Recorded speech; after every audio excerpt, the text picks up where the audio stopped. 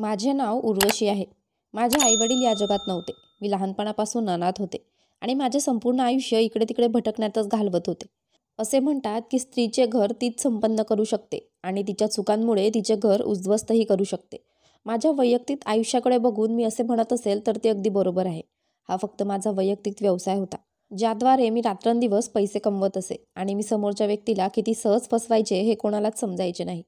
लोक म्हणतात की पुरुष लोक खूप हुशार असतात, महिलांना अडकवण्याचे सर्व मार्ग त्यांना माहीत असतात. पण मी म्हणते की जर एखाद्या स्त्रीला तिच्या युक्त्या शिकता आल्या तर ती चांगल्या लोकांना पराभूत करू शकते. माझे वय 22 वर्ष होते आणि मी खूप सुंदर होते. माझ्या सौंदर्याने कोणीही वेडे होईल आणि प्रत्येकाला मी हवी होते. मी आयुष्यभर लोकांकडून चुकीच्या गोष्टी ऐकल्या आहेत आणि मी खूप त्रासदायक जीवन जगले होते. खूप सुंदर असल्यामुळे मी अनेक वेळा वाईट लोकांच्या नजरेला बळीही पडले होते. तेव्हापासून मला पुरुषांचा तिरस्कार करावा लागला आणि मी स्वतःला अनेक वेळा वाचवले. जर या जगात माझा जवळचा कोणी असता तर त्याने माझी काळजी घेतली असती. मी 5 वर्षांची असताना माझ्या आईवडिलांचा अपघाती मृत्यू झाला. मग माझी आजी मला तिच्यासोबत घेऊन गेली. जेव्हा मी 10 वर्षांची झाले तेव्हा एका श्रीमंत कुटुंबातील एक स्त्री मला तिच्यासोबत घेऊन गेली. बाकी मी माझे संपूर्ण आयुष्य एका घरात घालवले. मालकिणीने मला अनाथ समजून तिच्या घरी आणले होते. तिच्या घरात घरचे काम करायला कोणी नव्हते. तिने मला घरची कामे करायला सोबत आणले होते. मी वयाच्या 10व्या वर्षी घरातील कामे करायला सुरुवात केली. मी खेळण्याच्या वयात स्वयंपाक करायला लागले. मी 18 वर्षांची होईपर्यंत त्या महिलेने मला तिच्याकडे ठेवले, कारण तिचा मुलगा मला आवडू लागला होता. त्यांना माझ्यावर संशय आला आणि त्यांनी माझ्यावर आरोप केले. त्यांनी मला घरातून हकलून दिले. मी पुन्हा असहाय्य झाले. त्यानंतर मी ठरवले होते की मी पुन्हा कधीही सरळ जीवन जगणार नाही. आता मी माझे आयुष्य माझ्या मनाप्रमाणे जगेन. कारण मालकिणीच्या मुलाने मला पसंत केले यात माझी चूक नव्हती. पण तिला वाटले की मी तिच्या मुलाला आमिष दाखवले आहे. तिला हवे असते तर तिने माझी शालीनता पाहिली असती. ती मला तिच्या घरची सून बनवू शकली असती. मात्र माझा काहीही दोष नसतानाही त्यांनी माझ्यावर आरोप करून मला घराबाहेर हकलून दिले. म्हणूनच आता अशी योजना करून मी माझ्या आयुष्याची सुरुवात करणार आहे. ती तर चांगले होते की मालकीण चांगली होती, जिने मला मोबाईल फोन दिला होता आणि ती मला प्रत्येक ठिकाणी तिच्यासोबत घेऊन जात होती. तिथे कोणताही मुलगा मला त्याचा नंबर सहज देत होता. म्हणूनच मी पटकन त्याच नंबरवर कॉल केला आणि इतर सर्व मुलांशी एकाच वेळी बोलले. ही 3 मुले होती ज्यांचा नंबर माझ्याकडे होता. मी त्यांच्याशी खूप प्रेमाने बोलले आणि त्यांना लुटू लागले. मी एकाही मुलाला भेटत नव्हते. मी फक्त कॉलवरच सगळ्यांशी बोलायचे आणि मी सर्वात महागड्या भेटवस्तू खरेदी करून आणि त्या विकून माझा उदरनिर्वाह करायचे. एका मुलाने तर माझ्या खात्यात काही पैसे दिले. मी चांगले उदरनिर्वाह करत होते. माझा एक मित्र होता ज्याचे मी खूप दिवसांपासून मैत्रीण होते आणि तोही मला आवडत होता. मी माझ्या मालकिणीच्या गुपचूप माझ्या मित्राशी बोलायचे, पण मी त्यांच्या मुलाशी बोलते असे मालकिणीला वाटायचे. माझा हा मित्र खूप जुना होता. त्याचं नाव किरण होतं. किरणने मला त्याच्यासोबत राहायला सांगितलं, कारण त्याचेही या जगात कोणी नव्हते. मी लहान असताना तो माझ्या आजीच्या घराजवळ राहत होता आणि तेव्हापासून आमची मैत्री झाली. ही बालपणीची मैत्री आता तारुण्यापर्यंत कायम आहे. माझ्या मित्राच्या घरी राहून मी माझे खाते तयार करून सामाजिक कार्य सुरू केले होते. मी स्वतःला टिपटॉप कंडिशनमध्ये ठेवायचे.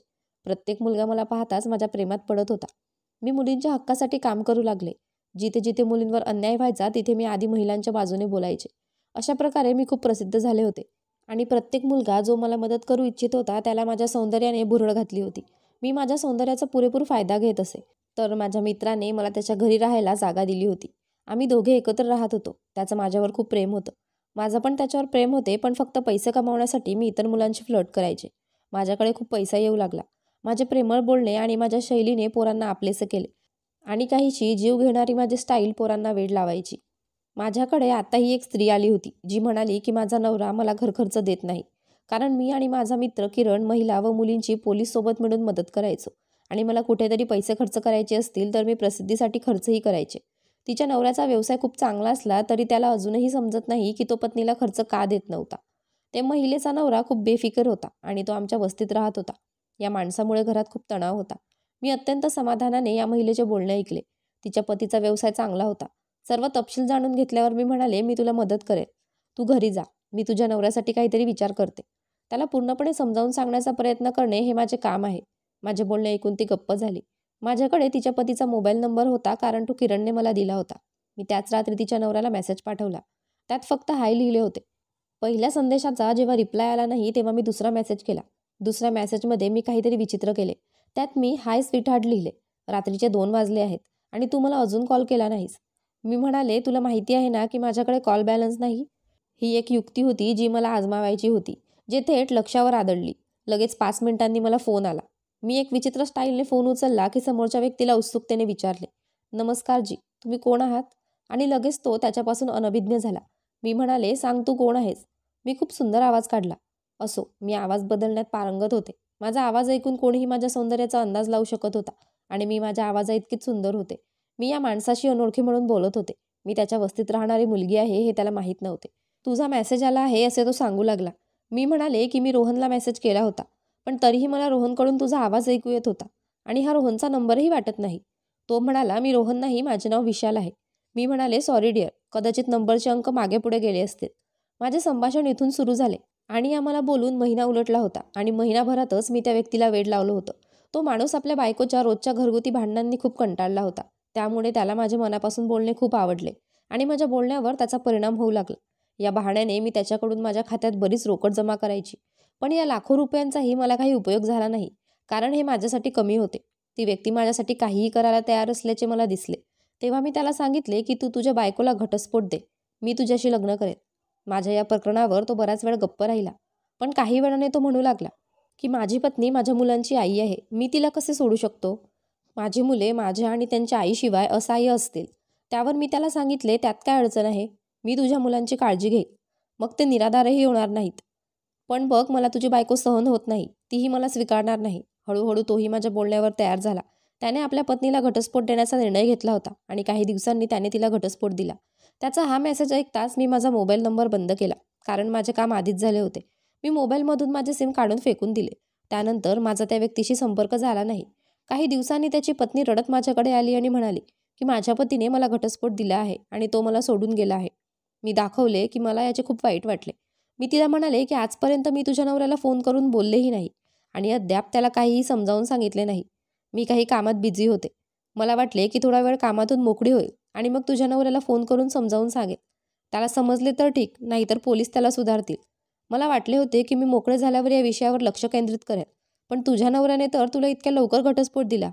ती म्हणू लागली की माझ्या पतीचे एका मुलीसोबत अफेअर होते आणि तिच्या सांगण्यावरूनच त्याने मला घटस्फोट दिला आहे.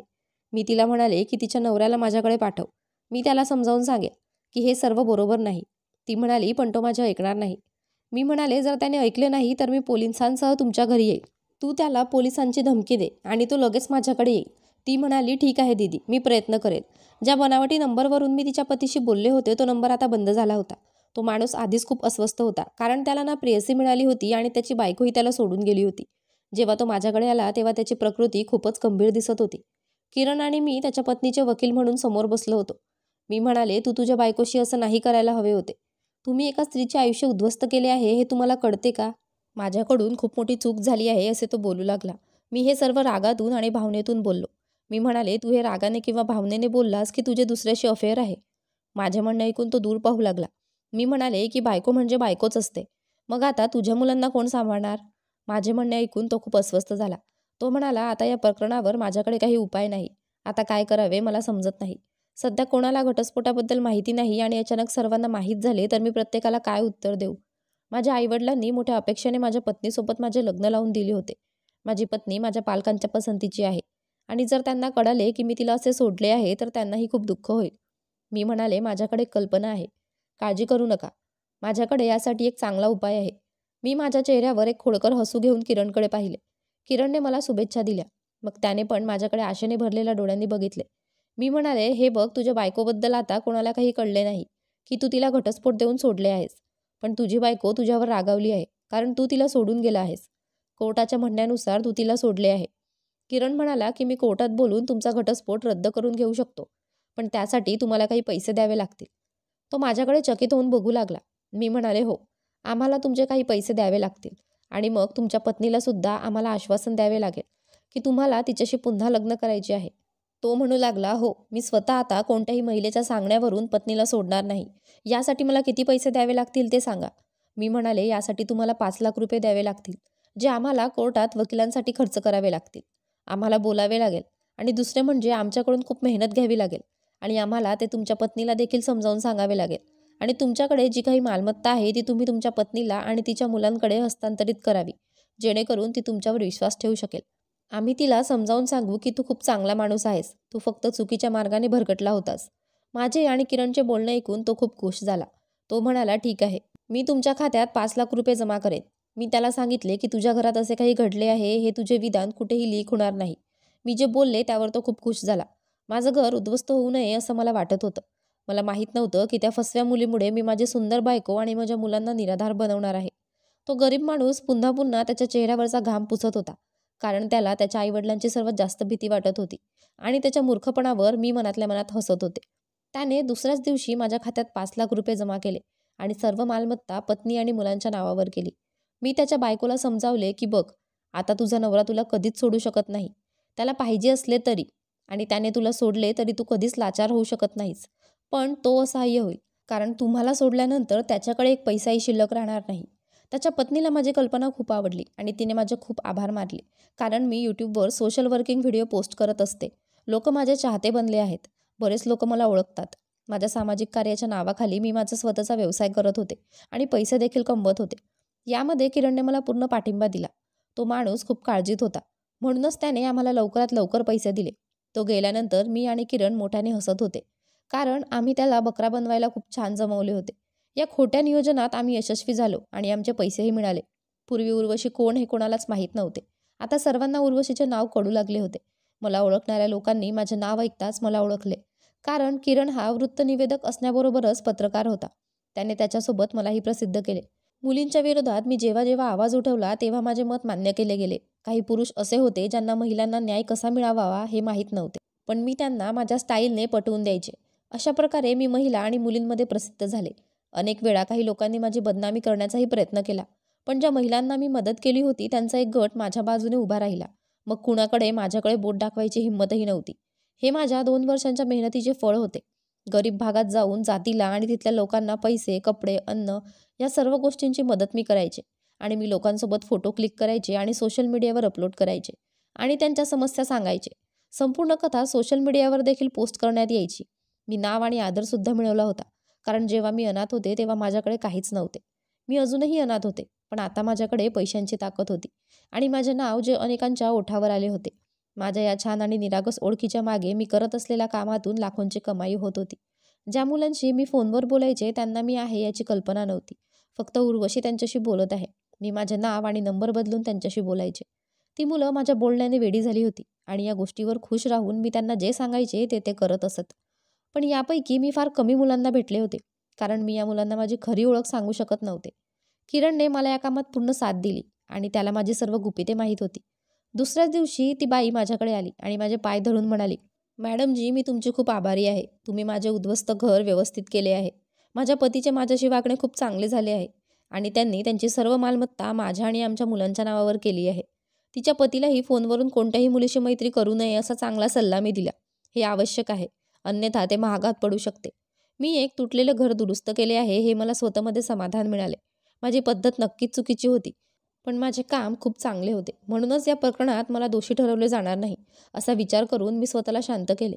मी 2 पती पत्नीला एकत्र करून दिले होते. माझ्या देवाला माझा याबाबत राग येणार नाही.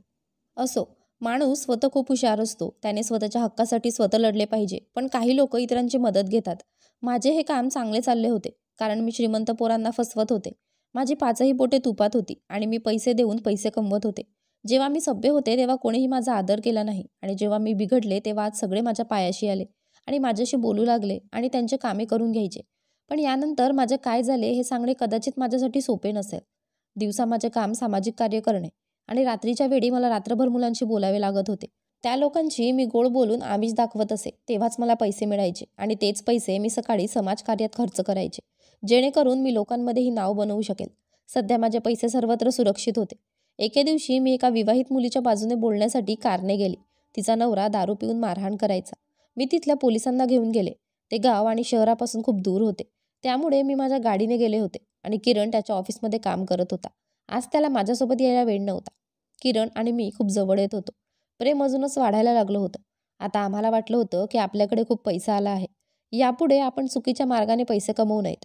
त्यामुळे आता फोनवर मुलांशी बोलणं बंद करावं असं वाटलं होतं, कारण आता मलाही सिरियस व्हायचं होतं. फक्त मस्करी करून लोकांना मूर्ख बनवून भरपूर पैसे कमावले, त्यांच्याकडून लुटले.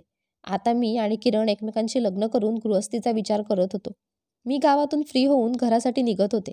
रात्रीच्या जवळजवळ 12 वाजले होते. गावातून निघताच सुनसान रस्ता होता आणि चारही बाजूने अंधार आणि शांतता होती. फक्त माझीच कार त्या रस्त्याने चालत होती. दूरदूरपर्यंत कुणीही दिसत नव्हते. आतापर्यंत मी अर्धाच रस्ता पार केला होता की अचानक माझ्या गाडीला ब्रेक लागले आणि माझ्या गाडीचे टायर पंक्चर झाले होते. सध्या मी इथे खूप वाईटरित्या अडकले होते. मी गाडीचा दरवाजा उघडला आणि पाहिले तर टायर पंक्चर झाले होते, कारण रस्त्यावर काचेचे अनेक तुकडे पडलेले होते. यामुळे माझ्या गाडीचे दोन्ही टायर पंक्चर झाले होते. कदाचित मी जास्त वेगाने गाडी चालवताना लक्ष दिले नसावे. आधीच रात्र होऊन गेली होती आणि मलाही घरी जायची घाई झाली होती. आता इथे एकटी यायला नको होती याचा मला पश्चाताप होत होता. माझ्या फोनची बॅटरीही संपल्यामुळे मी किरणला फोनही करू शकले नाही. यावेळी रस्ते पूर्णपणे सुनसान होते. आता मला अजिबात समजत नव्हते की किरणला काय बोलावं आणि कसं बोलावं. मला किरणशी बोलायचे होते, कारण त्याच्याशिवाय मला कोणीही मदत करू शकत नव्हते.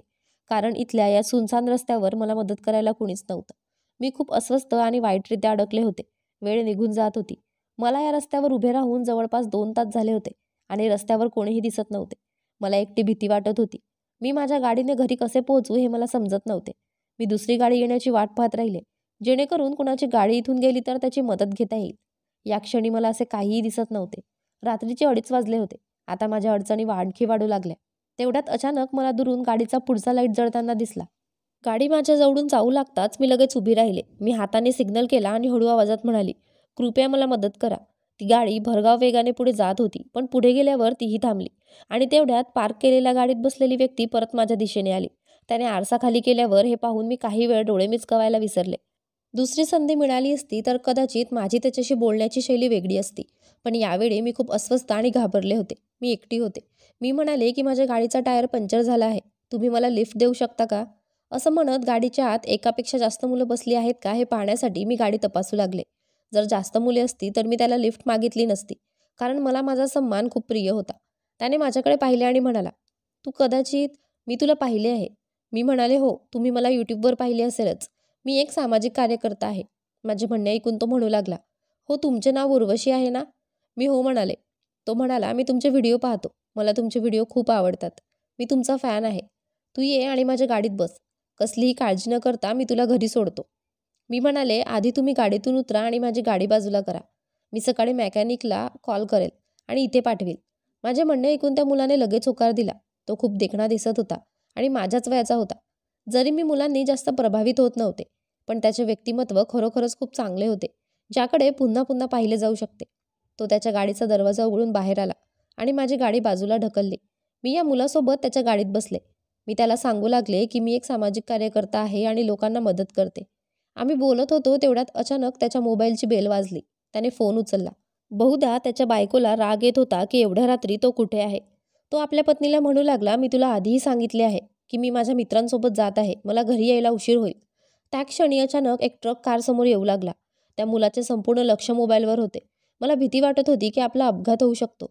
मी म्हणाले, प्लीज नीट बघा, समोरून एक ट्रक येतोय. माझे म्हणणे ऐकून त्याने परदेशी गाडीकडे लक्ष दिले आणि गाडी वळवली. कदाचित त्याच्या बायकोने माझा आवाज ऐकला असावा, त्यामुळे तिला आणखी राग येऊ लागला. तू कोणत्या तरी मुलीबरोबर आहेस आणि तू माझ्याशी खोटे बोलत आहेस की तू तुझ्या मित्रांसोबत आहेस. माझ्यासमोर हे खोटे दाखवू नको. गाडीत पूर्ण शांतता होती, त्यामुळे मला त्याच्या बायकोचा आवाज स्पष्ट ऐकू येत होता आणि या मुलालाही चांगलं समजलं की मी त्याच्या आणि त्याच्या बायकोमधला संवाद ऐकते. पत्नीचा आलेला मोबाईल त्याने बंद केला. मग तो माझ्यापासून दूर पाहू लागला आणि म्हणाला की ही बायको पण ना सध्या खूप संशय घेते, आणि जोरात हसला. जेव्हा मी विचारले की तुझे लग्न झाले आहे का, तेव्हा तो म्हणाला, होय, माझे लग्न झाले आहे आणि माझ्या लग्नाला 1 वर्ष झाले आहे. एवढ्या हँडसम मुलाचं इतक्या लवकर लग्न झालं यावर माझा विश्वासच बसत नव्हता. त्याच्या संभाषणामुळे मला थोडी जेलसी वाटत होती. मला ही जेलसी का वाटत होती हे देखील मी समजू शकले नाही. मला त्याबद्दल माहीत देखील नाही आणि मला याबद्दल इतकं असे का वाटत होते. त्याची शैली आणि व्यक्तिमत्व पाहून मी खूप प्रभावित झाले. जरी मी मुलांशी प्रेमसंबंध ठेवणारी मुलगी नव्हते, मी खूप तरुण आणि सुंदर होते आणि आता मी 26 वर्षांची होते, पण मी इतर मुलींसारखं बोलत नव्हते. जरी मी मुलांशी बोलायचे तो फक्त माझा व्यवसाय होता, पण माझ्या मनात कोणाबद्दल ही भावना नव्हती. मला किरणसुद्धा फारसा आवडत नव्हता, फक्त त्याचं वागणं खूप चांगलं होतं. मला त्याचं वागणं खूप आवडलं. फक्त याच कारणामुळे मी त्याच्यावर प्रेम करत होते आणि त्याच्याशिवाय मी इतर कोणाशी लग्न देखील करू शकत नव्हते. त्याने मला खूप सपोर्ट केला होता, पण तरीही आज या मुलावर जेवढे प्रेम झाले होते तितके किरणवर माझे नव्हते. त्याला पाहताच माझ्या मनात विचित्र भावना निर्माण झाल्या. हा मुलगा खरोखरच खूप प्रभावित व्यक्तिमत्वाचा होता. त्याने मला माझ्या घराबाहेर सोडले. मी त्याचे आभार मानले. मी गाडीतून उतरू लागताच तो म्हणाला, हे माझे कार्ड ठेवा. मी त्याच्याकडे आश्चर्याने पाहिले आणि तो म्हणाला की तू पहिली मुलगी आहेस जिला मी माझ्या गाडीत बसवले. माझ्या कारमध्ये फक्त माझी पत्नी बसली आहे. तुला काही हवे असेल तर तू कोणतीही काळजी न करता मला सांगू शकते. त्याचे कार्ड मी ठेवले होते. माझी कल्पना पण छान होती. तो खूप श्रीमंत वाटला. तो एक मोठा उद्योगपती होता. त्याच्या कार्डावरून तो खूप श्रीमंत आहे असे वाटले होते. समोरच्या आरशातून तो वारंवार माझ्याकडे पाहत असल्यामुळे कदाचित तोही माझ्या व्यक्तिमत्वाने प्रभावित झाला असावा असाही मला संशय येत होता. 4-5 दिवस होऊन गेले होते आणि माझ्या मनातून तो मुलगा बाहेर पडण्याचे नाव घेत नव्हता. मलाच कळत नाही माझ्यासोबत असे का होत होते. इकडे माझ्याशी लवकरात लवकर लग्न करेन असं किरणने सांगितलं. त्या मुलाच्या बोलण्याने मला काय झाले ते मला माहीत नाही. त्याने अशी काय जादू केली होती की तो माझ्या मनातून निघत नव्हता. त्याचा चेहरा माझ्या डोळ्यासमोर पुन्हा पुन्हा चमकत होता. त्याच्या हसऱ्या चेहऱ्यावरचे डिंपल्स त्याच्या चेहऱ्याचा निरागसपणा आणखीनच वाढवत होते. मी त्याला खूप मिस करत होते आणि त्याच्याशी बोलण्यासाठी निमित्त शोधत होते. माझा विचार असा होता की मी अनेक मुलांशी फ्लर्ट केले होते, पण त्या आर्थिक अडचणींमुळे यावेळी या व्यक्तीशी बोलणे माझ्या मनाची मजबुरी होत आहे. पण मला संभाषण सुरू करण्यासाठी निमित्त सापडले नाही. मग मी लोकांच्या मदतीसाठी त्याच्याकडे काही पैसे मागण्याचा विचार केला. मी त्याला रात्री 2 वाजता फोन केला आणि तिसऱ्या बेलवरच त्याने माझा फोन घेतला. त्याच्या आवाजावरून तो झोपला होता असे दिसले. मी घड्याळाकडे बघितले तर मला लाज वाटली की मी त्याला यावेळी फोन करायला नको होता. मला माझी चूक कळली होती. मी त्याच्या विचारात जागे होते, पण तो सुद्धा माझ्या विचारात जागा होता हे आवश्यक तर नाही. मला ही कृती आवडली नाही. मी फोन डिस्कनेक्ट करावा असेही वाटले. पण तो बोलू लागला की तू उर्वशी बोलत आहेस ना? यावेळी तुला मी कसे आठवले? त्याचे म्हणणे ऐकून मला आश्चर्य वाटले की त्याला कसे कळले की मीच त्याला फोन केला होता. मी म्हणाले, तुला कसे कळले की मी तुला फोन केला? तुला माझा नंबर कसा मिळाला? तो म्हणाला, मॅडम तुम्ही तुमची पर्स माझ्या गाडीत सोडली होती. मी खूप दिवसांपासून तुझ्या कॉलची वाट पाहत होतो की तू तुझी पर्स मागायला मला फोन करशील. पण तू बोललीही नाहीस. तुझी पर्स उघडून पाहिली ही माझी चूक होती. पण मी तुझ्या पर्समधून 1 रुपयाही घेतला नाही. ते फक्त एक सामाजिक कार्ड होते ज्यावर तुझा नंबर होता. म्हणूनच मी तुझा मोबाईल नंबर माझ्या फोनमध्ये सेव्ह केला होता. मी जे बोलले त्यावर डोंट माइंड. मी माझी पर्स त्याच्या गाडीतच विसरले हे माझ्या लक्षातही आलं नव्हतं. आता मला त्याच्याशी बोलायला चांगलं निमित्त मिळालं होतं. मी म्हणाले, माफ करा, तुम्हाला समस्या आली. पण कृपया माझी पर्स लवकरात लवकर माझ्या घरी पाठवा. तुमची खूप कृपा होईल. तो म्हणाला, आपण एकमेकांशी कॉफीवर का बोलू नये? आणि मगच मी तुझी पर्स तुला परत करेल. हे ऐकून मला आनंद झाला आणि दुसऱ्या दिवशी आम्ही एका खूप मोठ्या कॅफेमध्ये भेटलो, जिथे आम्ही कॉफी प्यायलो. तो मला घेऊन गेलेला कॅफे शहरातील खूप मोठा आणि आलिशान होता. हे पाहून मला समजले की तो खूप श्रीमंत आहे. आम्ही दोघे एकमेकांसमोर बसून बोलत होतो. तो पुन्हा पुन्हा माझ्या सौंदर्याची तारीफ करत होता. मला त्याचे बोल खूप आवडले होते. इथून पुढे आमचे नाते सुरू झाले होते. आता आम्ही दोघे एकमेकांना भेटू लागलो. तो मला महागड्या भेटवस्तू द्यायचा. आता त्याच्यासाठी माझ्या हृदयात फ्लर्टला जागा नव्हती, कारण मी त्याच्यावर प्रेम करू लागले होते. मला त्याच्याबद्दल सर्व काही आवडले आणि मला समजले की तो पण माझ्यावर खूप प्रेम करतो. त्याने मला त्याच्या लग्नाबद्दल, त्याचे लग्न कसे झाले, त्याला त्याची बायको कशी आवडत नाही हे सर्व सांगितले. एक दिवस त्याने मला सांगितले की मी तुझ्याशिवाय राहू शकत नाही. मला तुझ्याशी लग्न करायचे आहे. त्याचे बोलणे ऐकून मी गोंधळून गेले, कारण इकडे किरणला माझ्याशी लग्न करायचे होते. तो माझ्यावर खूप प्रेम करत होता आणि माझ्यासोबत लग्नाची स्वप्ने बघत बसला होता. किरणसोबत राहूनही माझे त्याच्यावर प्रेम नव्हते. मी फक्त त्याच्यासोबत राहत होते, पण माझ्या मनात त्याच्याबद्दल अशी भावना नव्हती, जी आता राजसाठी निर्माण होऊ लागली होती. मी मनातल्या मनात राजवर खूप प्रेम करायला लागले होते. मी राजला किरणबद्दल सगळं सांगितलं. तो मला म्हणाला की ही काही मोठी गोष्ट नाही. तू त्याच्यासाठी एक काम कर. किरणला सांग की तुला त्याच्यासोबत राहायचे नाही आणि तू त्याच्याशी सर्व संबंध संपवत आहे आणि सर्व काही सोडून माझ्याकडे ये. मी त्याला सांगितले, पण मी किरणचा एवढा मोठा विश्वासघात करू शकत नाही. राज म्हणाला, तू माझ्या हृदयाच्या खूप जवळ झाली आहेस. तुझ्याशिवाय मी कुणावर प्रेम करत नाही. मला फक्त तू हवी आहे. मी एका मोठ्या गोंधळात अडकले होते. मला वाटले की माझे पण राजवर प्रेम आहे. म्हणूनच मी किरणचे घर सोडून राजकडे जाईल. किरण घरी आल्यावर मी तेच केले. मी त्याला सांगितले की माझे दुसऱ्या कोणावर तरी प्रेम आहे. मी त्याला राजबद्दल सर्व काही सांगितले. हे ऐकून त्याला धक्काच बसला. असे म्हणत आधी तो माझ्याशी भांडू लागला की मी तुला खूप साथ दिली आहे. मी तुझ्यावर खूप प्रेम करतो. मी तुला सोडू शकत नाही. तू माझ्यासोबत असे करू शकत नाही. पण त्याच्याशी भांडण झाल्यावर मी त्याचे घर सोडले. त्याने माझ्याशी खूप वाईट वागणूक केली. मला खूप शिव्या देत होता, कारण मी त्याच्याशी अविश्वासू होते. मी किरणचे घर सोडून इकडे आले होते. मी राजला फोन केला आणि सांगितले की मी माझे सर्व सामान बांधून आणि किरणशी सर्व नातेसंबंध संपवून त्याच्या घरून परत आले आहे. माझे ऐकताच राज म्हणाला, उत्कृष्ट, तू खूप चांगले काम केले आहे. तू जाऊन कॅफेत बस. मी तुला तिथे भेटायला येत आहे. तो मला कॅफेत भेटायला येणार होता. मी बराच वेळ त्याची वाट पाहत होते. तो येताच त्याने सिगारेट पेटवली आणि धूम्रपान करू लागला. त्याची कृती पाहून मला खूप लाज वाटली. मला माहीत नव्हते की तो धूम्रपान करतो. त्याने अचानक माझ्या तोंडावर धूर उडवला आणि माझ्यासमोर एक फोटो ठेवला. त्या फोटोने माझ्या संवेदना उडाल्या होत्या. त्याने मला विचारले, याला ओळखले का? तो एका मुलाचा फोटो होता, ज्याची मी सुरुवातीला फसवणूक केली होती आणि माझ्याकडून फक्त ही चूक झाली होती की मी 1-2 वेळा त्याला भेटायला गेले होते. आजपर्यंत मी कोणाशी फ्लर्ट केले असेल तर मी कधीच त्याला भेटायला गेले नाही. ही माझी पहिली आणि शेवटची चूक होती. मी त्याला सांगितले की मला ते माहीत नाही. तर तो आश्चर्यचकित झाला आणि म्हणाला, "तू याला ओळखत नाही? तुला माहीत आहे का? तो तर तुला चांगलाच ओळखत होता." हे पाहून झाल्यावर त्याने मला दुसरा फोटो दिला, जिथे मी त्या मुलासोबत बसले होते. तो मुलगा माझ्यावर त्याच्या मनापेक्षा जास्त प्रेम करत होता. त्याच्याकडून पैसे उकळून मी त्याला सोडले. त्याचं माझ्यावर खूप प्रेम होतं. पण गोंधळात टाकणारी गोष्ट म्हणजे हा फोटो राजजवळ काय करत होता. राज म्हणाला, "या फोटो तू या मुलासोबत बसली आहेस. तू त्याला ओळखत नाही तर हा फोटो कसा काढला?" मी उठून उभी राहिले. तो रागाने म्हणाला, "मी तुला उठायला सांगितले नाही." मग त्याने त्याचे कार्ड माझ्यासमोर फेकले. तो पोलीस अधिकारी असल्याचे पाहून मला आश्चर्य वाटले. तो म्हणाला, "हा मुलगा माझा मित्र आहे. त्याचे तुझ्यावर खूप प्रेम होते. त्याला तुझ्याशी लग्न करायचे होते. तू त्याला नाकारलेस आणि तुझ्या बेवफाईमुळे त्याने आत्महत्या केली. आज हा गरीब माणूस या जगात नाही. पण तेव्हापासून मी ठरवले होते की मी माझ्या मित्राच्या मृत्यूचा बदला तुझ्याकडून घेईन. म्हणूनच मी तुला ट्रॅक करायला सुरुवात केली आणि तुझ्याविरुद्धचे सर्व पुरावे गोळा केले आणि एक योजना करून मी तुला प्रेमाच्या जाळ्यात अडकवले. तुझ्यासारख्या मुली खूप सहज पोरांच्या जाळ्यात अडकतात, हे मला माहीत होतं. प्रत्येक वेळी तू मुलांना फसवायचीस. यावेळी मी तुला फसवून तुझं सगळं उद्ध्वस्त केलं आहे. असो, तुझ्या मागे कोणी नाही.